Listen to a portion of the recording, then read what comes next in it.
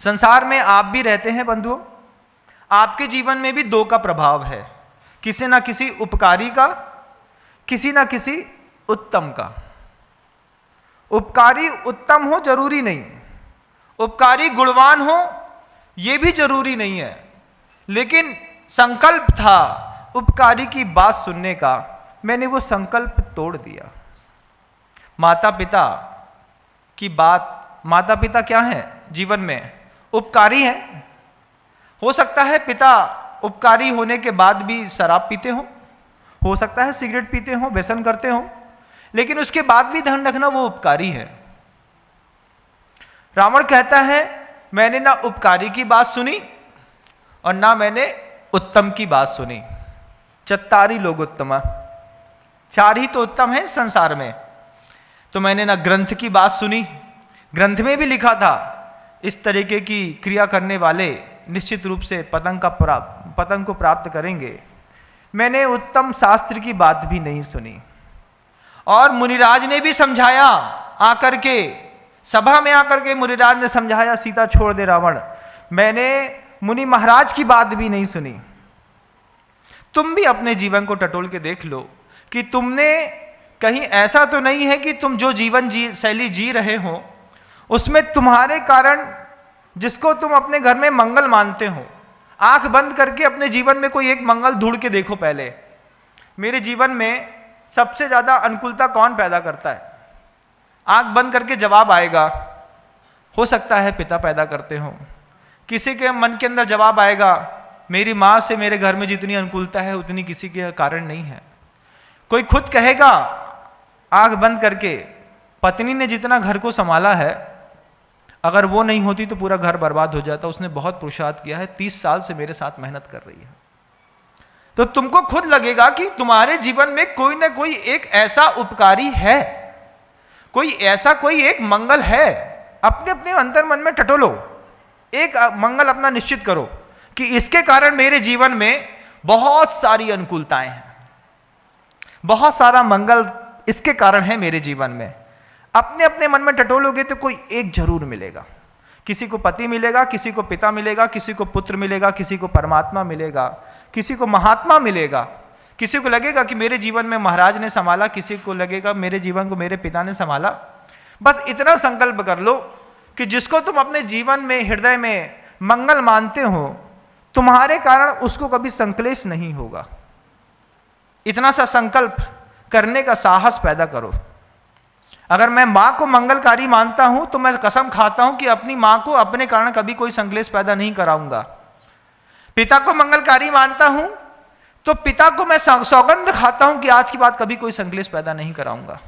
गुरु को मंगलकारी मानता हूं अपने जीवन में, अगर योगदान है तुम्हारे जीवन में गुरु का, तो संकल्प करो इस बात का कि गुरु को कभी संक्लेश नहीं कराऊंगा।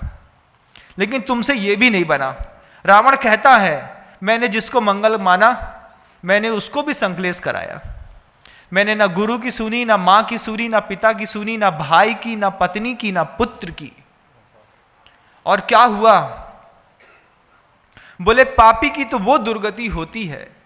रावण कहता है लक्ष्मण से, क्या दुर्गति होती है? बोले परिवार पहले मारा जाता है और पापी बाद में। पापी की दुर्गति कैसी कि पापी का परिवार पहले मारा जाता है। एक एक करके सब युद्ध में हारते चले गए, अपना जीवन खोते चले गए। हार अपने सिर पर पहनी, कोई मुनि बनता चला गया, कोई साधना करता चला गया, सबने मैदान छोड़ा। अंत में रावण ने अपना प्राण छोड़ा। लक्ष्मण से रावण कहता है लक्ष्मण, जो अपराध मैंने अपने जीवन में किया कि मैंने ना उपकारी की मानी ना उत्तम की, ये अपराध तुम अपने जीवन में मत करना। आप सबसे भी कहते हैं, अभी छोटी सी जिंदगी शुरुआत हुई है, तुम्हारे यहां भी रावण से कम वैभव नहीं है।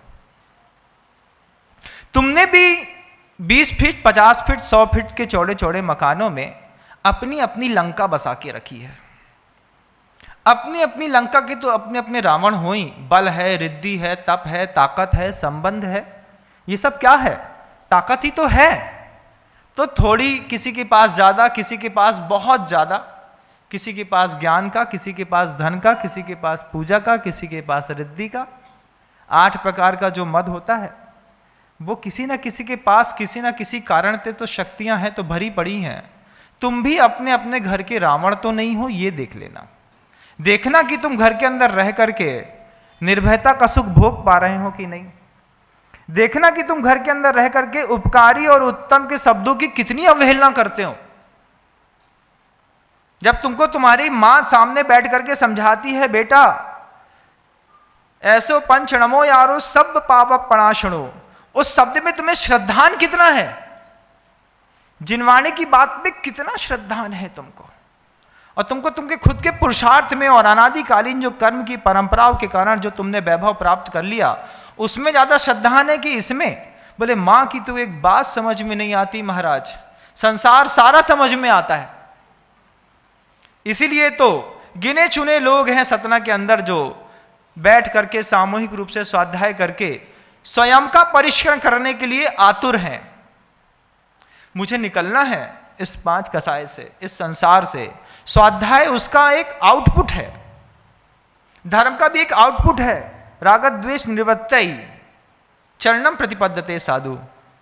धर्म दान सीख लिया, समझ लिया, करने लगे तो उसका एक फल निकलना चाहिए। थर्मामीटर बगल में रखो तब बुखार की समझ में आता है कितना है। ऐसे ही जिनवाणी खूब पढ़ो, खूब साधु को आहार दान दो, खूब तीर्थ की यात्रा करो, एक बार उसका आउटपुट थर्मामीटर से चेक करो, मेरा राग और मेरा द्वेष कितना खत्म हो गया, और लगे कि पहले जितने स्तर का था आज भी उसी स्तर का है, तो बाहर की क्रियाएं तो समीचीन हो सकती हैं बंधुओं, मोक्ष अंदर की क्रियाओं से मिलता है। जय हिंद दोस्तों, अगर आपको मेरी वीडियो अच्छी लगती है तो प्लीज़ मेरे चैनल को लाइक, शेयर, सब्सक्राइब करिए और इसी तरह से अपना प्यार देते रहिए। धन्यवाद।